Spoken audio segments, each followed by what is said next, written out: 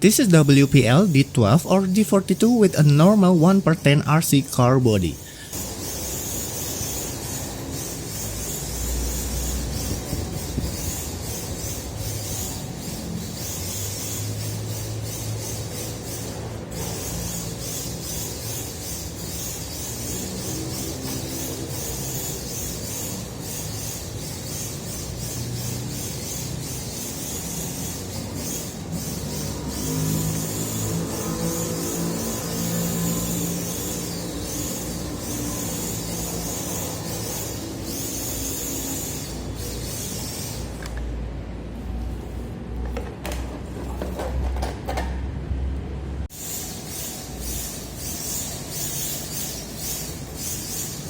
If you are interested in making this modification, you can view the tutorial on my new channel at Quick Mix.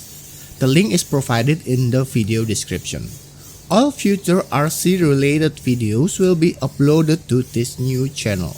If you don't want to miss out and would like to receive some free 3D files for your modifications, please check out my new channel. Thanks for watching.